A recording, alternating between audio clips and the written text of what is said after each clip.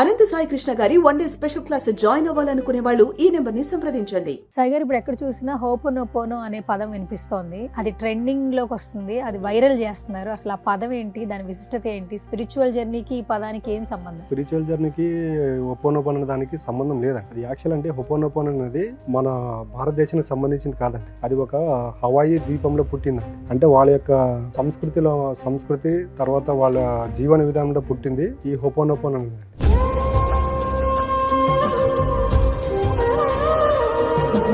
అంటే అక్కడ దాన్ని బేస్ చేసుకుని వాళ్ళ లైఫ్లో మార్చుకున్నారండి హోపోనోపోనో అనేది. హోపోనోపోనో అంటే దాని యొక్క ముఖ్య ఉద్దేశం ఏంటంటే ప్రేమతత్వము, కృతజ్ఞత భావము, క్షమాగుణం. ఇవన్నీ ఇప్పుడు ఎలాగుంటుందంటే ఇక్కడికి తీసుకెళ్ళి మన వాళ్ళు చేస్తున్నది ఏంటంటే, మనకు పెద్దలు సామాన్లు చెప్తారు, మన ఇంట్లో కూర కన్నా పక్కింటి వాళ్ళ కూరగా దానిపైన మనకు అభిరుచి ఎక్కువ ఉంటుందని. సేమ్ ఇప్పుడు మన భారతదేశంలో కూడా అదే నడుస్తుందండి. మన ఇతిహాసాలు, మన పురాణాల్లో ఇవన్నీ ఎప్పుడో ఉన్నాయండి. బట్ మన వాళ్ళు ఏం చేస్తున్నారంటే అవన్నీ పక్కన పెట్టేసి ఈ కల్చర్ని తీసుకొని వచ్చి వాడి ఎక్స్పెరిమెంట్ చేస్తున్నారు. ఇప్పుడు చూడండి, మనకు నలంద యూనివర్సిటీ అనే మనకు ఒక యూనివర్సిటీ ఉండేది. మనకు బ్రిటిష్ వాళ్ళు 200 సంవత్సరాలు పాలించినప్పుడు దాంట్లో ఉండే మొత్తం జ్ఞానానికి సంబంధించిన మెటీరియల్ అంతా అంటిపెట్టడం జరిగింది. దాదాపు 6 నెలలు కాలే అండి. అంటే ఇక్కడ చూడండి, మన జ్ఞాన సంపదనంతా అంత చేసినా కూడా వాళ్ళు ఇప్పటికీ మన బ్లడ్లోనే ఉందండి. వాళ్ళు ఇప్పుడు ఇతర దేశాలు చూడండి, వాళ్ళు దేనిపైన కనుక్కోవాలంటే వాళ్ళు రీసెర్చ్ చేయాలి. మనము రీసెర్చ్ చేయాల్సిన అవసరం లేదండి. మన బై బర్త్ మన డిఎన్ఏలోనే ఉంది. మనకు చూడండి, మన పూర్వీకులు చదువు రాకుండా కూడా వాళ్ళ ఇంట్లో కొన్ని పదాలు వాడుతూ ఉంటారు. ఎప్పుడు ఇంట్లో గొడవ పడొద్దురా అంటారు. అంటే వాళ్ళు ఆ మాట చిన్నవాడు అండి. ఇంట్లో ఎప్పుడు అరుస్తూ ఉండొద్దండి, గొడవ పడొద్దండి, కొట్లాడుతూ ఉండొద్దండి. దానికి ఎంత మీనింగ్ ఉంటుందంటే, అలాంటివన్నీ జరిగినప్పుడు ఆ ఇంట్లో నెగిటివ్ ఆర్ అనేది క్రియేషన్ జరుగుతూ ఉంటుంది. ఆ నెగిటివ్ ఆర్ క్రియేట్ అయినప్పుడు ఏమవుతుందంటే ఇంట్లో మనశ్శాంతి ఉండదు, ఇంటికి పోవాలనిపించదు, ఇవన్నీ జరుగుతాయి. అంటే అప్పుడు చూడండి, వాళ్ళు ఏమైనా రీసెర్చ్ చేశారు? మన పూర్వీకులు రీసెర్చ్ చేయలేదు. అందుకే మన బై బర్త్ వచ్చిందండి.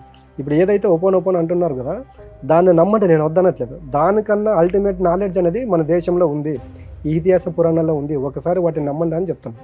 దానికి ఎగ్జాంపుల్ తీసుకుంటే చూడండి, ఓపెన్ అనేది ప్రేమతత్వం, కృతజ్ఞతవం, క్షమాగుణం. ఇది చూడండి, ద్వాపరయుగం తీసుకోండి ఒకసారి. మనం శ్రీరాముని ఆదర్శంగా తీసుకుంటే, రేపు పట్టాభిషేకం అనగా రాత్రి వాళ్ళ నాన్నగారు వచ్చి వాళ్ళ అరణ్యవాసానికి వెళ్ళాలంటే ఒక్క మాట కూడా చెప్పుకోకుండా వెళ్ళిపోయాడు. ఎందుకు? ప్రేమతత్వం. అక్కడ ఉన్నటువంటి తిరిగి మరుసటి రోజు పట్టాభిషేకం అయినా వెళ్ళినా కూడా ఆ పట్టాభిషేకము వాళ్ళ తమ్ముడికి చేసి వెళ్ళాడు. అంటే అక్కడ చూడండి, సాక్రిఫైస్ అనమాట. అది ఇక్కడ ఉండే క్షమాము వదిలేశాడు క్షమాగుణంతో. అంటే ఇవన్నీ క్యారెక్టర్లు మనకి ఇతిహాస పురాణాల్లో ఉన్నాయి. ఒకసారి వీటిని చదవండి అన్నప్పుడు ఏమవుతుందంటే మెంటల్గా స్ట్రాంగ్ అవుతారండి. ఇప్పుడు ఎక్కడో కాపీ పేస్ట్ చూసి చదివేదానికన్నా మనకు ఒరిజినల్గా విని, ఇప్పుడు రామాయణము, మహాభారతం ఇవన్నీ మనకు అల్టిమేట్ గ్రంథాల రూపంలో ఉన్నాయి, వాయిస్ రూపంలో ఉన్నాయి. డైలీ ఇవన్నీ వింటూ ఉండడం వల్ల ఏమవుతుందంటే, అప్లై చేస్తూ ఉండడం వల్ల ఏమవుతుందంటే మనలో మార్పు వస్తుంది. అయితే ఇప్పుడు హోపోనోపోనో అనే పదానికి ఎంత ఇంపార్టెన్స్ ఉందంటే స్పిరిచువల్ జర్నీ? 100% అండి. ఇప్పుడు చూడండి, హోపోనోపోనో దానికి ప్రేమతత్వం, కృతజ్ఞత భావం, క్షమాగుణం ఇవన్నీ మనకు శ్రీరాముడు ఇవన్నీ అంటే వద్దులేండి. గౌతమ బుద్ధుడు అంటే అందరికి తెలిసిపోతుంది. బుద్ధుడు అనేది మీరు ఏ ఆఫీస్కి వెళ్ళినా బుద్ధుని విగ్రహం ఉంటుంది, ఏ ఇంట్లోకి వెళ్ళినా బుద్ధుని విగ్రహం పెట్టుకొని ఉంటారు. ఫస్ట్ ఆయనే చెప్పాడండి, మీలో మీరు మారాలంటే మీలో ఉన్నటువంటి వ్యక్తిత్వాన్ని వదులుకోండి. మీలో ఉన్నటువంటి ఈర్ష్య, ద్వేష, పగ, ప్రతీకారాలు ఏవైతే ఉన్నాయో వాటిని వదిలిపెట్టి ప్రేమతత్వము, కృతజ్ఞత భావము, క్షమాగుణము మీలో వ్యక్తిత్వాన్ని నింపుకోండి అని చెప్పాడు. ఇప్పుడు చూడండి, హోపోనోపోనో అనేది ఇప్పుడు ట్రెండింగ్లో ఉంది. మన గౌతమ బుద్ధుడు ఎప్పుడో చెప్పాడు. కాబట్టి ఒకసారి మన పూర్వీకులు ఏవైతే చెప్పారో వాటిని ఒకసారి వినండి అని చెప్తున్నాను. ఓకే. అయితే ఇప్పుడు ఈ పదాన్ని మనం ఎట్లా వాడాలి? మన లైఫ్ స్టైల్ మార్చుకోవాలంటే, మంచిగా జరగాలంటే ఏ విధంగా యూజ్ చేయాలంటారు? అదే నేను చెప్తున్నాను, మనం చాలా వీడియోలో మాట్లాడుకున్నాము. మనకు ఒకటి పొందినప్పుడు కృతజ్ఞత భావంతో ఉండాలండి.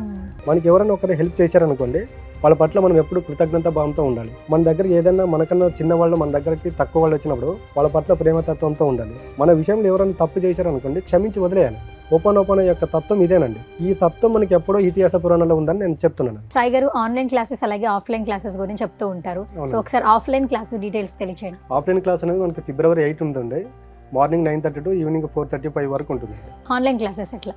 ఆన్లైన్ క్లాస్ అనేది ఎవ్రీ సండే ఉంటుంది, మార్నింగ్ కానీ ఈవినింగ్ కానీ ఉంటుంది. ఓకే. సో ఇప్పుడు కొంతమంది ఏంటంటే ఫోన్స్లోనే వాళ్ళ పర్సనల్ డీటెయిల్స్ తెలియచేయాలి, స్పిరిచువల్ జర్నీ స్టార్ట్ చేయాలి అనుకుంటే వాళ్ళ సమస్యలు చెప్పుకుని మీతో మాట్లాడడం జరుగుతుంది కదా, అలా పర్సనల్గా ఇంటరాక్ట్ అవ్వాలంటే మిమ్మల్ని కలవడం ఎట్లా? పర్సనల్గా అంటే ఇప్పుడు స్క్రోలింగ్ పైన మా కాంటాక్ట్ నెంబర్ స్లో అవుతుంటాయండి. ప్రాబ్లమ్స్ చాలా మందికి ఉంటాయండి. కొంతమంది ఓపెన్గా క్లాసుల్లో అడగలేరు కాబట్టి అలాంటి వాళ్ళు పర్సనల్గా వచ్చేసి దానికి ఏ ప్రాబ్లం అయితే ఉంటే దానికి తగిన సొల్యూషన్ తీసుకోవాలి. Okay, done.